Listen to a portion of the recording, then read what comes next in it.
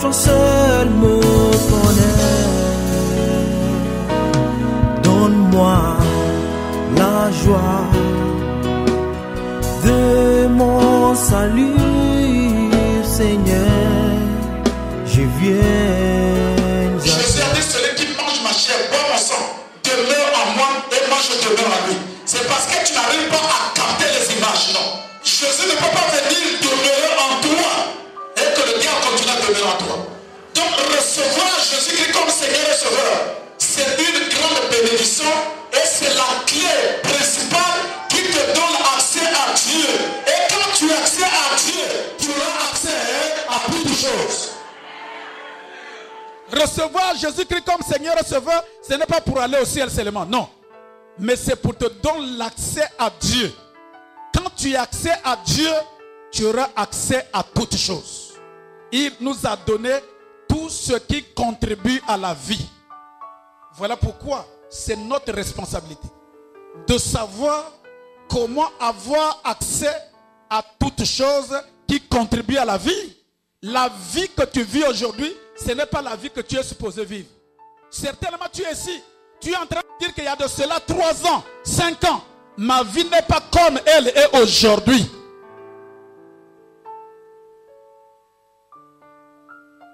Il a donné tout ce qui contribue à la vie.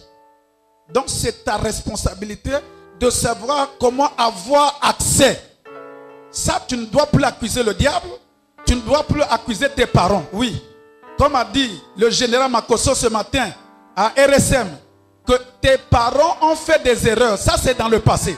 Mais si tu restes tel que tu es aujourd'hui là, ce n'est plus la faute de tes parents, c'est ta propre faute.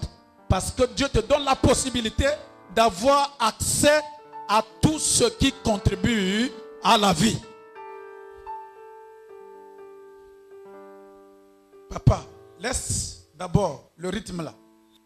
Il faut que le peuple chrétien doit avoir les yeux ouverts, les oreilles ouvertes. Le chrétien qui devait continuer à souffrir, c'est le chrétien il y a de cela 25 ans. Pas le chrétien d'aujourd'hui. Tes yeux doivent être ouverts. Avoir la compréhension. Comment avoir accès à toutes choses. Si avant la fin de cette année, tu as fait 10 voyages aux États-Unis à Dubaï, je ne serais pas surpris. Si avant la fin de cette année, tu viens me dire, pasteur, viens me mettre la fondation là où je commencerai ma maison, je ne serai pas surpris.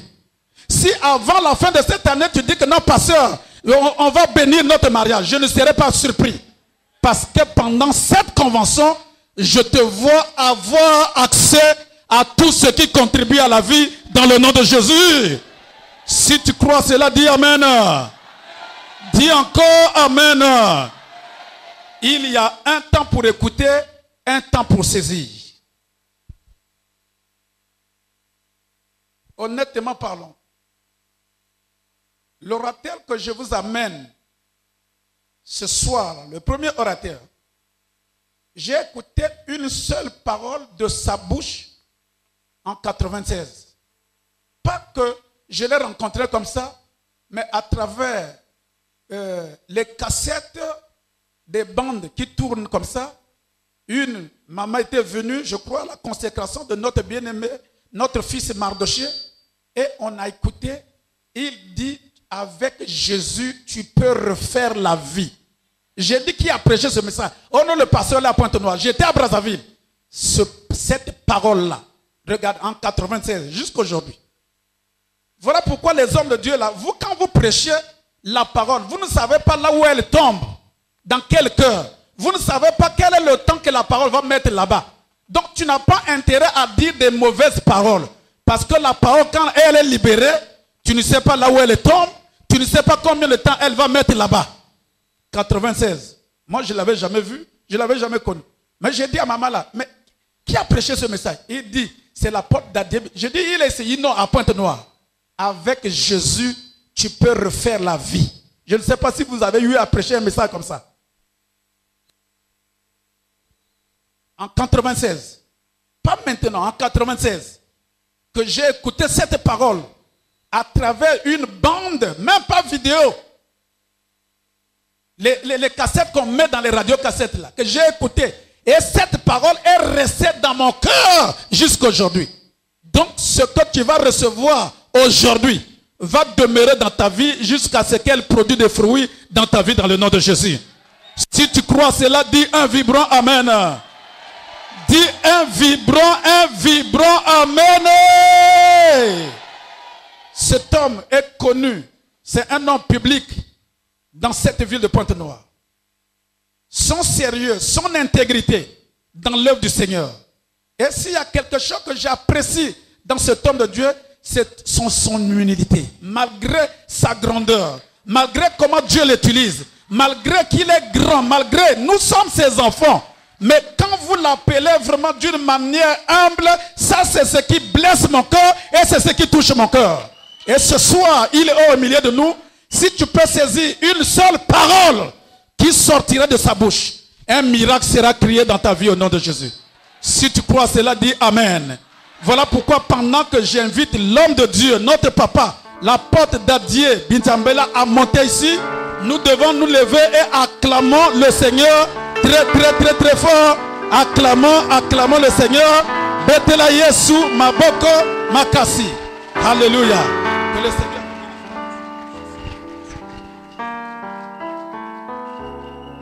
Alléluia. Merci. Veuillez vous asseoir s'il vous plaît.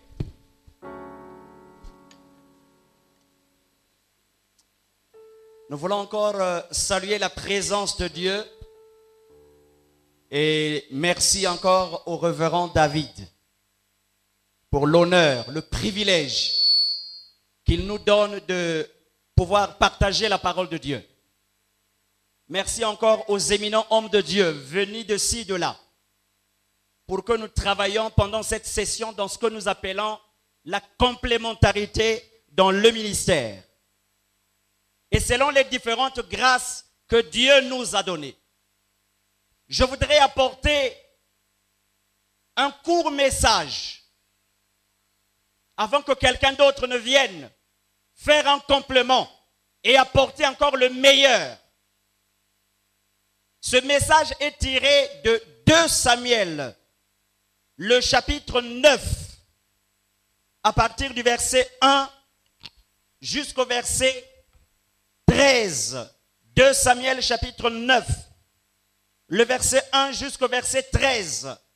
Et pour la circonstance, nous allons lire juste quelques versets. David dit, reste-t-il encore quelqu'un de la maison de Saül pour que je lui fasse du bien à cause de Jonathan? Il y avait un serviteur de la maison de Saül nommé Tsiba, que l'on fit venir auprès de David. Le roi lui dit, es-tu Tsiba? Et il répondit, ton serviteur. Le roi dit, n'y a-t-il plus personne de la maison de Saül pour que j'use envers lui de la bonté de Dieu? Et Tsiba répondit au roi, il y a encore un fils de Jonathan perclus des pieds. Le roi lui dit, où est-il? Et Tsiba répondit au roi, il est dans la maison de Makir, fils d'Amiel, à Lo-Débar. Le roi David l'envoya chercher dans la maison de Makir, fils d'Amiel, à Lo-Débar. Et Mephibosheth, fils de Jonathan, fils de Saül, vint auprès de David, tomba sur sa face et se prosterna. David dit, Mephibosheth, et il répondit, voici ton serviteur. David lui dit, ne crains point, car Jonathan ton père, à cause de Jonathan ton père, je te rendrai toutes les terres de Saül, ton père, et tu mangeras toujours à ma table. Il se prosterna et dit, qu'est-ce que ton serviteur pour que tu regardes un chien mort tel que moi? Le roi appela Tsiba, serviteur de Saül, et lui dit, je donne au fils de ton maître tout ce qui appartenait à Saül et à toute sa maison. Tu cultiveras pour lui les terres, toi, tes fils et tes serviteurs, et tu feras les récoltes afin que le fils de ton maître ait du pain à manger. Et Mephibosheth, fils de ton maître, mangera toujours à ma table. Or, Tsiba avait 15 fils et 20 serviteurs. Il dit au roi, ton serviteur fera tout ce que le roi mon seigneur ordonne. Et Mephibosheth mangea à la table de David comme l'un des fils du roi. Il y a une parole ce soir pour quelqu'un. Et comme le révérend a dit tout à l'heure, chaque histoire, chaque personnage de la Bible contient un message pour notre temps. Je voudrais pendant quelques minutes parler de Méphibosheth. C'est un nom apparemment dur, apparemment simple, apparemment lourd. Essayez de le prononcer. Méphibosheth.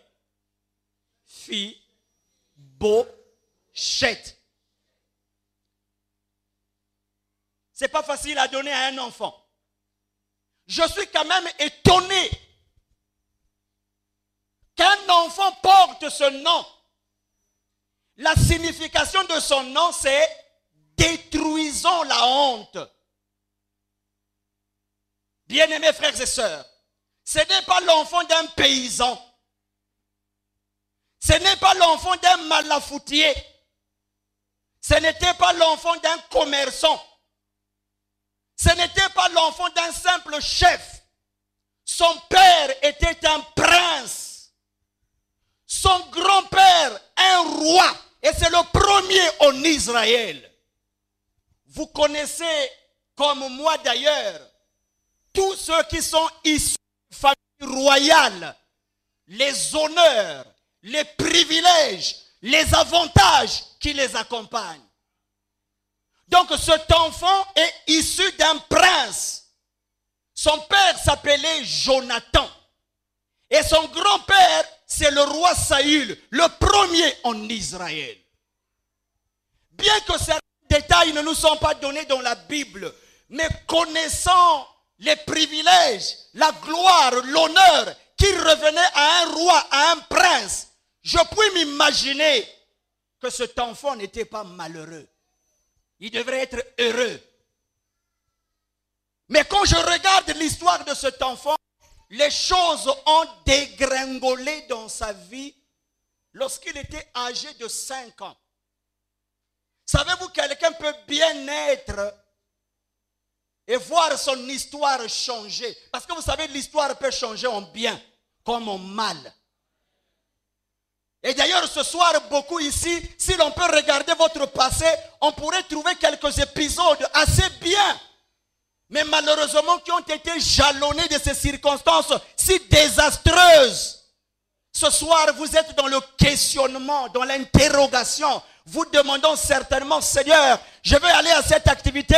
Il se pourrait que tu me parleras pour une seule fois. Un jour, il y a eu une bataille, une guerre à Gilboa.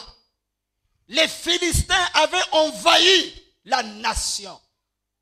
Et tous les enfants d'Israël étaient terrorisés, ne comprenant pas si les Philistins allaient l'emporter ou c'était les enfants d'Israël. Et chose curieuse, plutôt que d'envoyer l'armée au front, le roi Saül et même beaucoup de ses enfants se sont retrouvés au front en pleine bataille.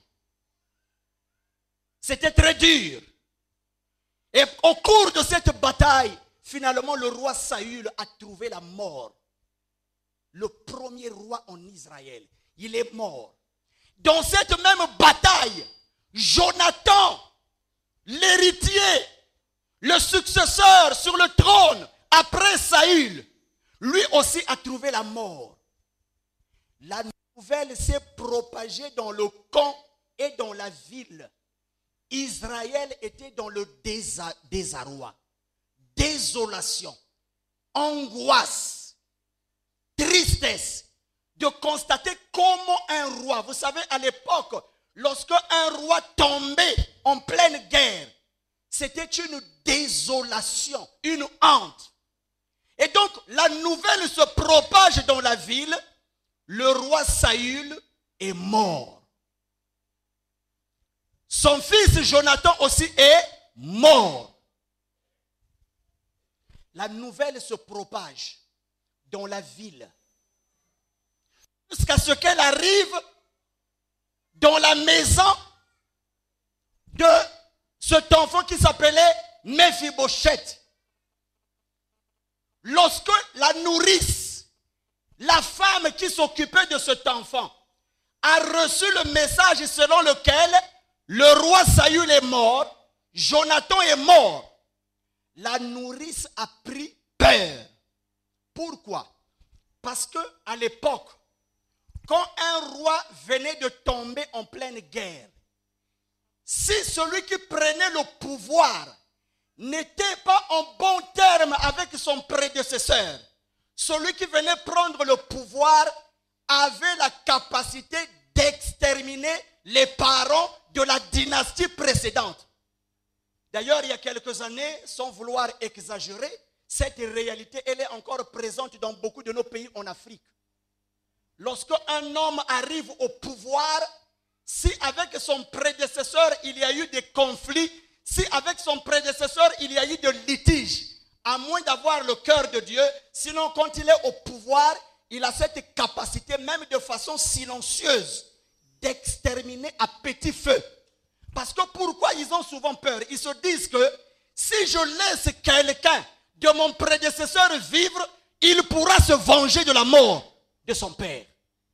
Et donc, quand la nourrice a reçu la nouvelle que le roi Saül est mort et Jonathan aussi est mort, la nourrice, pris de panique, a pris Méphibosheth, l'enfant. Parce qu'elle se disait, c'est sûr que le nouveau roi, et d'ailleurs je crois elle savait, parce que le nouveau roi était qui? David. Or David, pendant plusieurs années, Saül cherchait sa mort. Saül a cherché à tuer David pendant longtemps, mais il n'a pas pu. Donc, quand Saül meurt, le nouveau roi, celui qui arrive sur le trône, c'est qui? C'est David. La nourrice a fait des calculs. Elle s'est dit, si David est arrivé au trône, c'est sûr qu'il va se venger. Et donc, ne voulant pas abandonner l'enfant, la nourrice a pris l'enfant. Et la Bible dit, en essayant de pouvoir échapper à la mort, parce que certainement elle se disait, d'un moment à l'autre, les éléments de David pourraient surgir chez nous et ils vont exterminer tout le monde. Frères et sœurs, en voulant fuir, Méphibosheth est tombé. L'enfant d'un prince. Méphibosheth est tombé. Et sur le champ, ses 2 pieds cassés. À partir de ce jour-là, Méphibosheth est devenu infirme. Ça fait réfléchir. Ça nous montre, frères et sœurs, comment la vie de quelqu'un peut basculer. C'est pourquoi aujourd'hui, quand vous voyez quelqu'un avec un défaut, avec une infirmité, avec une maladie, avec un problème, ne vous précipitez pas à vite juger. Vous ne savez pas ce qui lui est arrivé et vous ne savez pas après cette situation ce qui pourrait encore arriver. Et Dieu m'a envoyé ce soir parler à ceux dont les vies ont basculé, ceux dont les mariages ont basculé. Ça a bien commencé, apôtre, mais depuis un moment tout est devenu amer. Mes études ont bien commencé, apôtre, mais depuis un moment je ne comprends plus rien. Ma santé était toujours bonne, apôtre, mais depuis un moment ma santé est devenue précaire. Je ne comprends plus rien. Méphibosheth, frères et sœurs, est devenu infirme. Que va-t-il se passer? Il était âgé de 5 ans. Alors, pour échapper à la mort, il est allé vivre dans un village du nom de Lodébar. C'est-à-dire là où tout est amer, là où rien ne marche, là où on ne me verra pas. Parce que Méphibosheth, c'était l'enfant d'un prince. Son père est mort. Ses frères sont morts. Son grand-père est mort. Et du coup, La gloire est partie. Les honneurs sont partis. Les privilèges sont partis. Et cet enfant est devenu orphelin. Et c'est comme si cela n'était pas suffisant. Perclus des pieds. Il a regardé autour de lui et il s'est dit, je ne vaux plus rien. Alors il est allé vivre à l'O-Débar, loin, dans la maison d'un homme.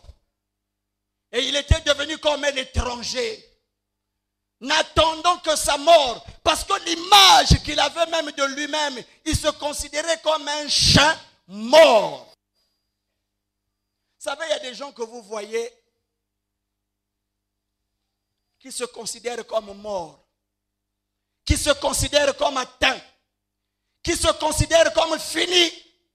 Et cet enfant vivait dans ce village lointain. Le roi David est arrivé sur le trône d'Israël. Il a vu la gloire. Il a vu la puissance. Il a vu les honneurs. Les enfants d'Israël ont reconnu que David était le nouveau roi d'Israël. Et quand David arrive sur le trône, il dit ce qui suit. Il pose la question, y a-t-il encore quelqu'un de la famille de Saül? Vous savez, à l'époque, quand un nouveau roi prenait des renseignements sur les parents du prédécesseur, je vous assure, vous avez qu'à regarder l'histoire. Ce n'était pas pour les honorer. C'était pour les massacrer. C'était pour les saccager. Donc, quand le roi a posé la question, est-ce qu'il y a encore dans mon royaume une personne de la famille de Saül? Il y a eu un silence. Personne ne voulait répondre. Et en réalité, leur silence était vrai. Parce que la plupart des parents de Saül étaient morts. Les gens se sont regardés. Et ils se demandaient, est-ce qu'il y avait encore quelqu'un? En ce moment-là, on s'est rappelé, mais il y a quelqu'un, un serviteur de Saül, qui est encore vivant. Et il s'appelle Tsiba. Alors on a fait venir cet homme auprès du roi. Et David a posé la question à Tsiba. Puisque lui, il avait travaillé avec Saül. Je ne suis pas quelqu'un qui est dans les divisions ethniques. Mais je ne savais pas qu'on avait des frères téqués dans la Bible.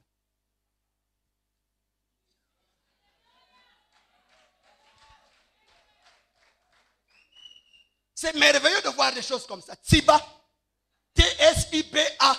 Bien aimé, Tsiba est venu. Les téqués viennent de loin.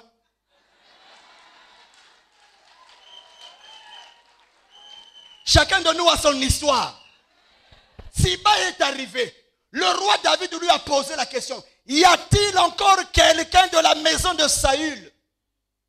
Et comme lui, il avait servi Saül, il connaissait tout le monde. Il a dit au roi, en fait, tout le monde, il n'y a presque plus personne. Parce que pour la plupart, ils sont tous morts. Mais mon roi, il reste encore quelqu'un. Il reste encore quelqu'un. Lorsqu'il a parlé de cette personne, j'aurais voulu qu'il dise seulement au roi, il reste encore quelqu'un. Et ça s'arrêtait là. Parce que quand le roi a posé la question s'il restait encore quelqu'un, le roi n'avait pas demandé quel était le nom de la personne, quel était l'âge de la personne, quel était le statut. Le roi voulait seulement savoir, est-ce qu'il reste encore quelqu'un?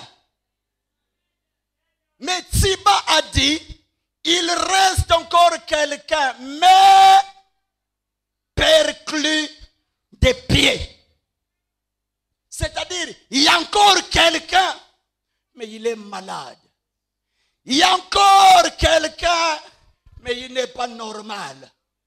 Il y a encore quelqu'un, mais il ne réunit pas les conditions. Il y a encore quelqu'un, mais il ne remplit pas les critères. Il y a encore quelqu'un, mais sa morphologie n'est pas attirante. Il y a encore quelqu'un, mais on ne peut pas l'inviter ici. Le roi David a dit, allez me chercher cet homme, quel que soit là où il est, quel que soit l'endroit où il se trouve. Allez me chercher cette personne. Bien-aimé, essayez de vous représenter aujourd'hui. Le président de la République veut voir quelqu'un et on lui fait savoir que cet homme est dans les fins fonds du nord ou du sud. Essayez de vous représenter pour notre pays. Lorsque le général des armées donne l'ordre, avant que la nuit ne tombe, je veux voir cet homme. Vous savez, dans l'armée, il y a une soumission terrible. À vos ordres, mon général. C'est-à-dire, avant même qu'il ne passe à la deuxième phrase, vous allez voir les commandements, les ordres, les instructions. Tout le monde regarde-vous parce que le général a dit, je veux le voir. Et comme Nsiba était un officier de taille, je ne sais pas comment il a procédé, mais en tout cas, en un peu de temps, le voilà dans le village de Lodébar. Il débarque au village et il trouve Méphibosheth, un homme malade, un homme infirme.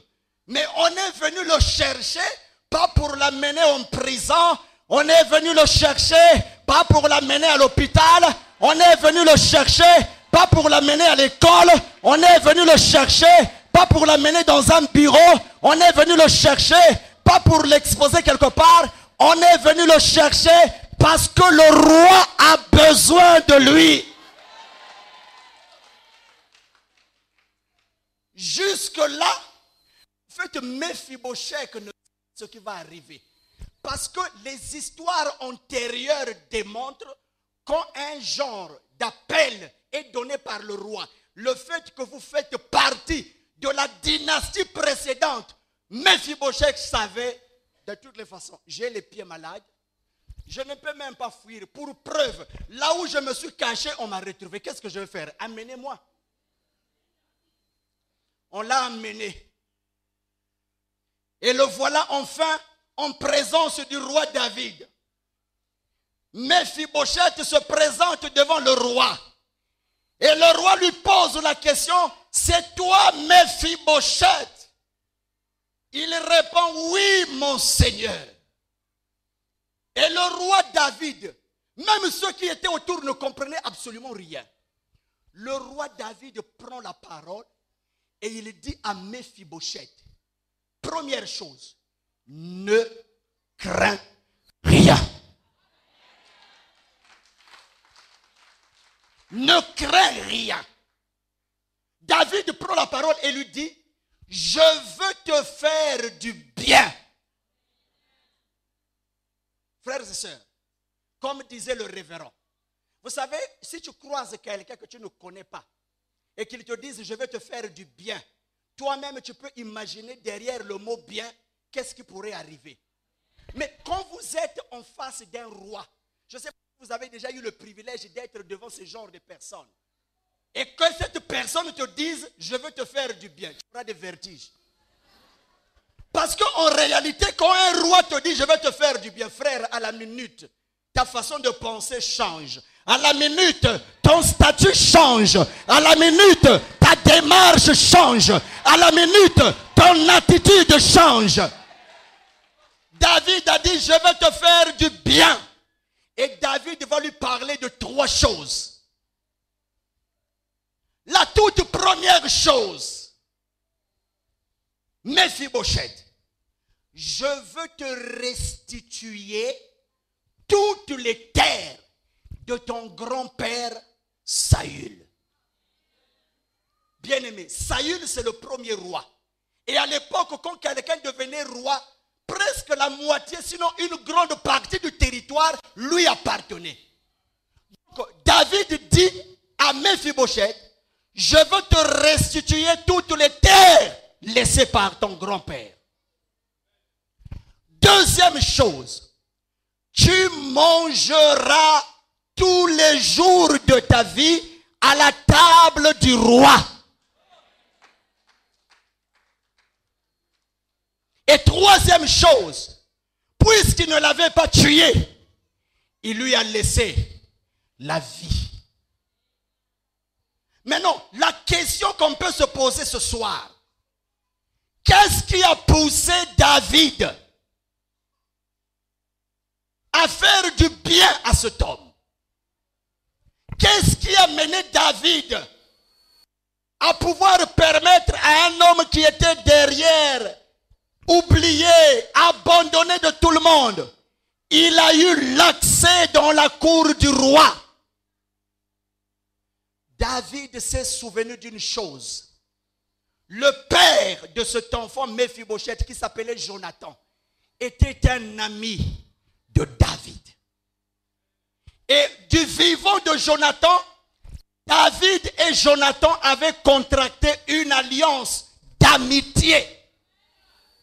De toutes les personnes qui ont eu des amitiés dans la Bible, celle de David et de Jonathan est l'une des histoires les plus belles sur les amitiés. Donc, lorsque David s'est rappelé de tout ce qu'il est devenu, il est devenu roi, c'est vrai, c'est par la grâce de Dieu. Il est devenu roi sur le trône d'Israël, c'est par la grâce de Dieu.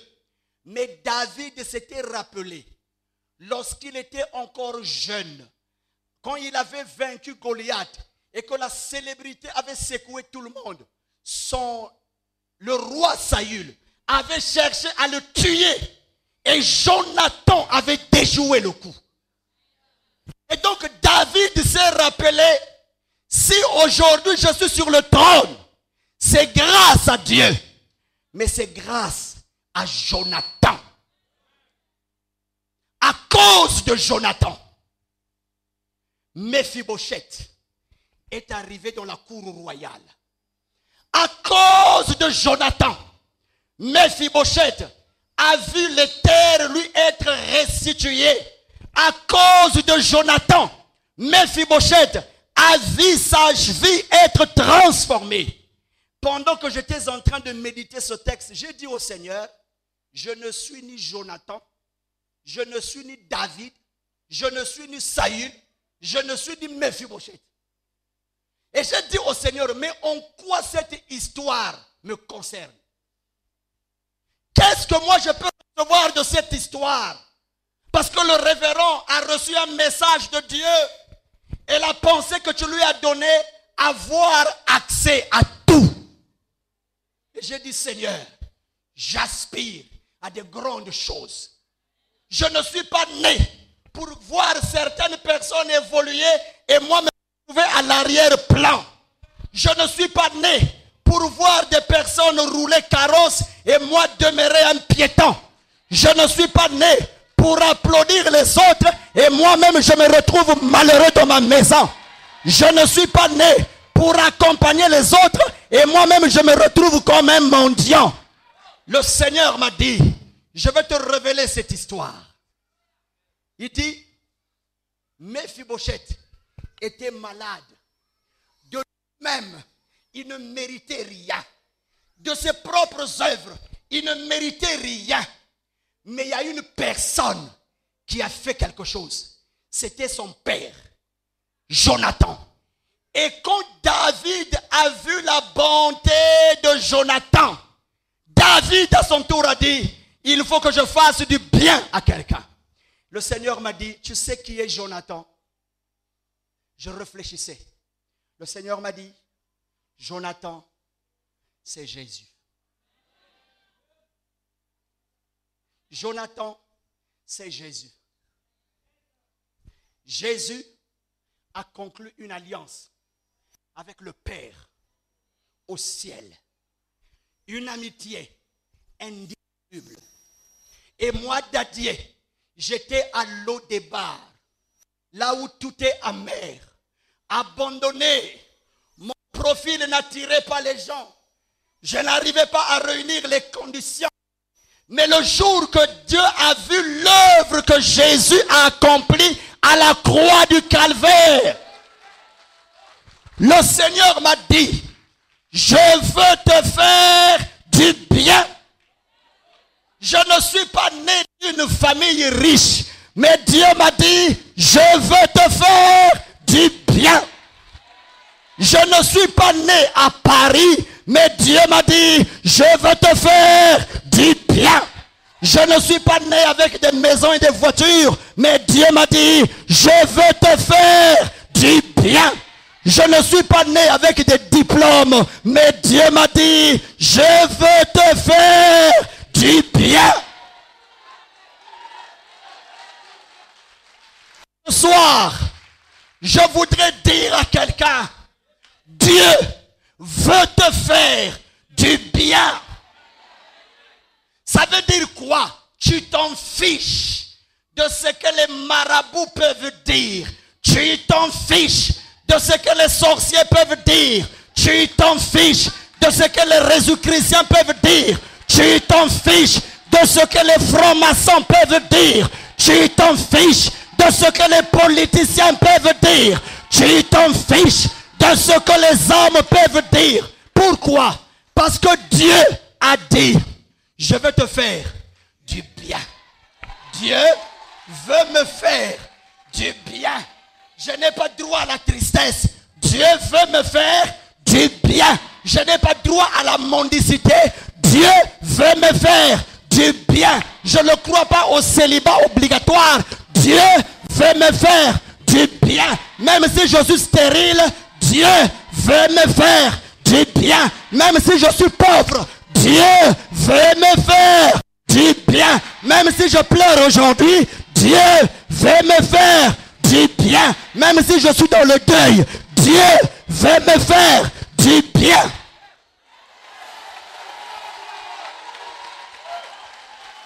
Alléluia. Alléluia. Il y a des messages. Quand tu les reçois, bien-aimé, le sourire revient. Quand tu le reçois, ton attitude change. Quand tu le reçois, ta démarche change.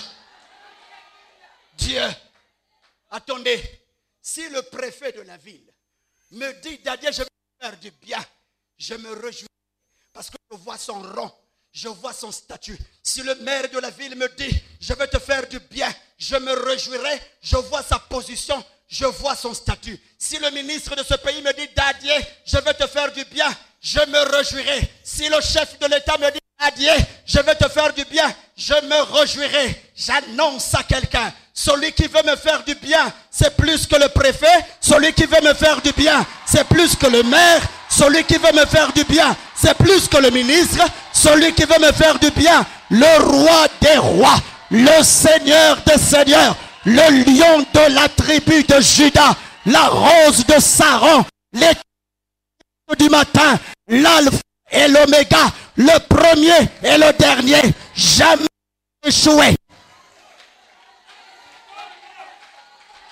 J'ai toutes les raisons d'espérer. J'ai toutes les raisons, même si la situation actuelle est chaotique. J'ai toutes les raisons d'espérer. Parce que Dieu a dit, il veut me faire du bien. Cette conférence n'arrivera pas à son terme. La parole que Dieu m'a donnée, on te cherchera. Retiens cette phrase. Je vais annoncer à une femme, on te cherchera bientôt. Je vais annoncer à un homme ici, on te cherchera dans ce pays. Je vais dire à un serviteur de Dieu, on te cherchera dans les médias. J'aimerais parler à une jeune fille. On te cherchera dans les entreprises. J'aimerais parler à un homme de fer. On te cherchera pour les contrats. J'aimerais parler à une pauvre dame. On te cherchera dans la famille. Quand tu ne rêveras pas, rien ne se fera. Tant que ta présence n'est pas là, on ne commencera pas à parler de cette histoire. Il faut que tu sois là. Il faut que tu y arrives. Dieu m'a dit, je cherche. Je cherche. Cette année ne finira pas. Si ce n'est pas par le téléphone, si ce n'est pas par la poste, on en verra. J'annonce, les Nsiba vont sortir à la recherche de Mephibosheth. Les Nsiba vont sortir à la recherche de Mephibosheth.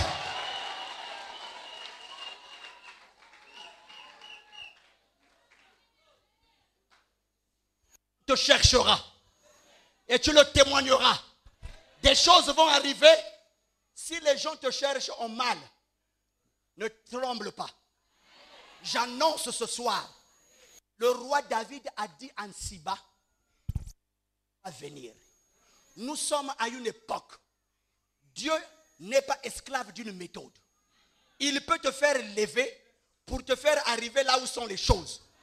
Mais le Seigneur est capable, entre toi et les réponses que tu cherches, il y a des Siba qui existent, qui joueront le rôle d'intermédiaire. Et ils te chercheront, et ils te chercheront. Est-ce que je parle à quelqu'un ce soir? Quand Mephibosheth est arrivé, quand le roi lui a dit, es-tu Mephibosheth? Il a répondu, oui mon Seigneur. L'une des choses qui a caractérisé Mephibosheth, c'est la notion de servir. Vous voulez avoir l'accès au trône. Vous voulez avoir l'accès à la vie. Une chose que Dieu nous demande, regardez Mephibosheth. Quel était son profil? Vous connaissez aujourd'hui dans notre société, vous voulez travailler dans une entreprise, il faut avoir un profil. Vous voulez vous présenter aux élections présidentielles, il y a un profil. Mais j'annonce à quelqu'un, au-delà des critères, le Seigneur va te faire sélectionner. Au-delà des critères, le Seigneur va te faire remarquer. Au-delà des critères, le Seigneur va te faire distinguer du milieu de ta génération. Et j'annonce à quelqu'un ce soir, tu ne mourras pas sans avoir vu la gloire de Dieu. Tu ne mourras pas sans avoir témoigné la Shekinah de Dieu. Tu ne mourras pas sans avoir chanté des Alléluia. Tu ne mourras pas sans avoir acclamé le Seigneur. Tu ne mourras pas sans avoir dansé pour Jésus. Tu ne mourras pas sans avoir témoigné la grandeur de Dieu.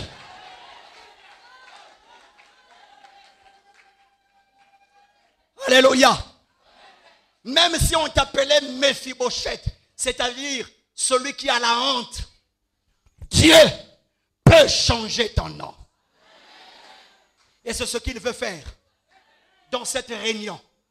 Dans quelques instants, le temps sera donné à mon cher révérend. Mais j'aimerais rappeler cette parole que Dieu m'a dit. Au début, pour préparer ce culte, le Seigneur me dit, il y a quelqu'un à qui je veux faire du bien.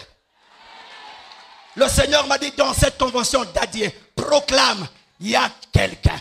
David a dit, y a-t-il encore quelqu'un? Ça veut dire quoi? Ça veut dire, même si Dieu a guéri 1 milliard de personnes, même si Dieu a donné le mariage à 1 milliard de personnes, Dieu dit, y a-t-il encore quelqu'un?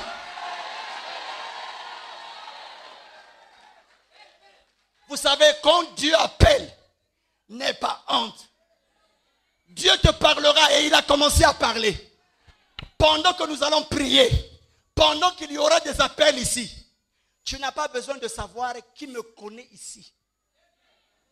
Mais quand ton tour et que Dieu veut te visiter, je dis que c'est ta saison. Et au cours de cette période, pour cette année certaine, ou au-delà, vous entendrez un jour quelqu'un que tu ne connais pas va te dire, j'ai entendu parler de toi. Quelqu'un te dira, j'ai entendu parler de toi. Et pour terminer, regardez. Qui avait parlé de Mephibosheth au roi David? C'est Siba. Mais quand Siba parle de Mephibosheth, ce n'est pas vraiment en bien. Il dit, il reste encore quelqu'un, mais perclus des pieds. Vous comprenez? C'est-à-dire, il y a des gens ici, quand ils vous présentent, quand ils veulent parler de vous, dans la famille, la réunion doit commencer. Et on demande, est-ce qu'il reste encore quelqu'un? Oui, il reste encore une tante, mais elle est du village. Oui, il reste encore un gars, mais il ne parle pas bien. Oui, il reste encore le grand frère, mais il est pauvre, il va nous apporter quoi? C'est-à-dire que les gens vous présentent, mais avec un peu de négativisme à l'intérieur. Mais vous allez remarquer, les paroles de Nsiba n'ont changé en rien le désir de David de faire du bien à quelqu'un. Et ce qui m'a étonné, même quand on a dit il est perclus de pied, David a dit faites-le venir. Je parle à quelqu'un ce soir. Ton handicap ne te disqualifie pas aux yeux de Dieu. Ton statut ne te disqualifie en rien devant la bonté de Dieu. Ta taille ne te disqualifie pas. Ton niveau intellectuel ne te disqualifie pas. La couleur de ta peau ne te disqualifie pas. Tes moyens matériels ne te disqualifient pas. Dieu ne regarde pas à ta taille. Dieu ne regarde pas à ta couleur. Il voit l'œuvre de la croix. À cause de Jésus, Dieu veut te bénir. À cause de Jésus, Dieu veut te sauver. À cause de Jésus, Dieu veut te transformer. À cause de Jésus, Dieu veut t'élever. À cause de Jésus, Dieu veut te propulser. À cause de Jésus, Dieu veut te protéger. À cause de Jésus, Dieu veut t'honorer. À cause de Jésus, Dieu veut te guérir. À cause de Jésus, Dieu veut te faire du bien.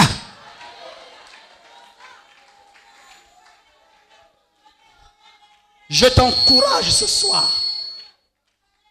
Même si tu vis à l'au-débat, les anges de Dieu viendront te chercher. L'unique chose à faire, viens dans la présence du Seigneur. Mephibosheth a connu ce qu'on appelle la place d'honneur dans un palais. Il n'a rien fait, mais il a eu l'accès à l'honneur.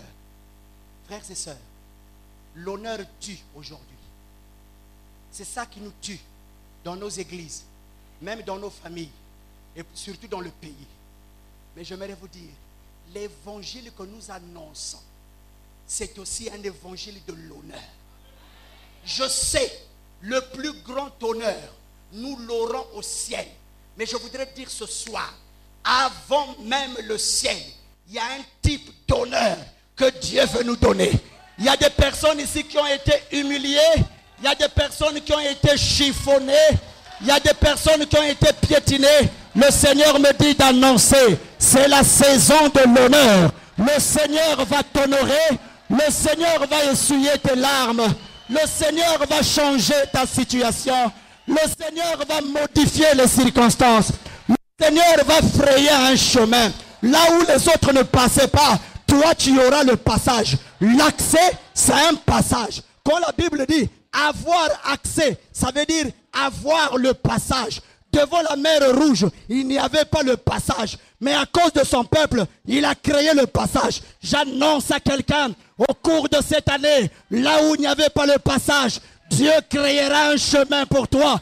Là où les portes étaient fermées, Dieu ouvrira la porte pour toi.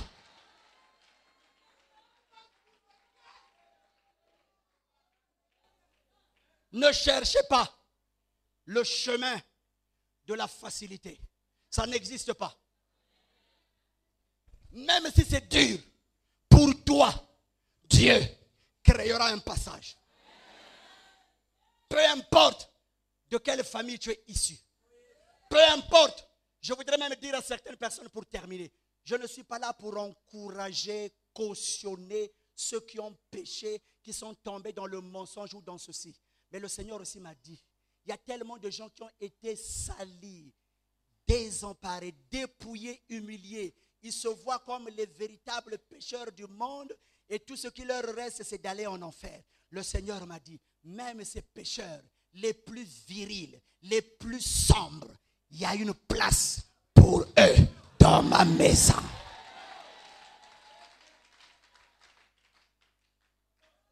Ma prière, que tu saisisses cette parole. Dieu veut me faire du bien. Moi, Dadier. Ce bien, il y a la vie. Ce bien, c'est les terres. Dieu nous restitue des salaires que tu n'as pas perçus pendant des années.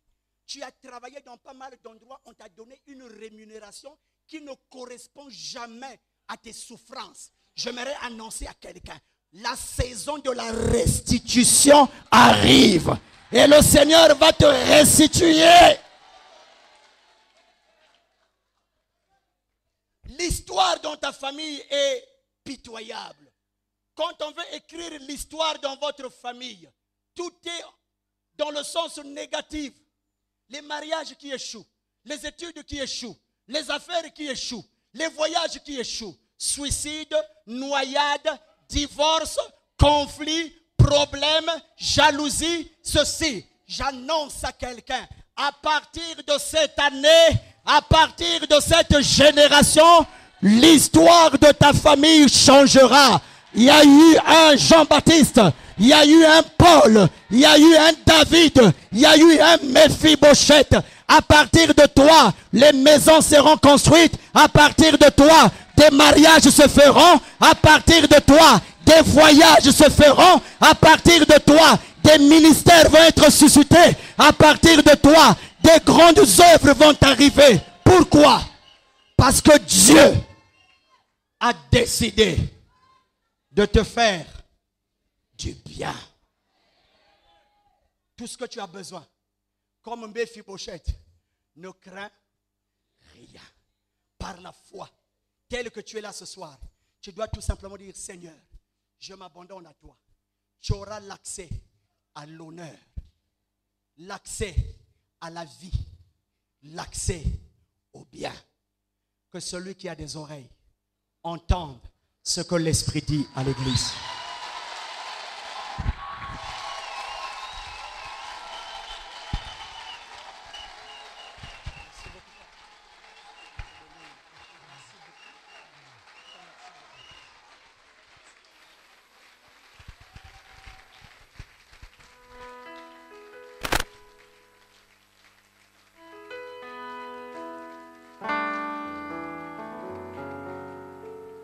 Alléluia.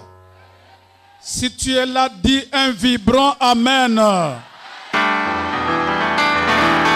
Si réellement tu es rentré dans ta saison, dis un vibrant Amen.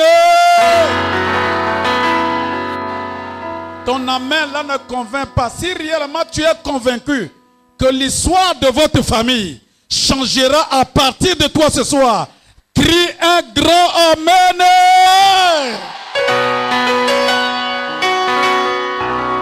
Hey!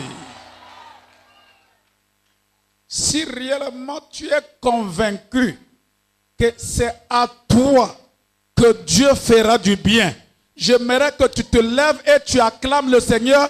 Tu dis gloire, gloire, gloire.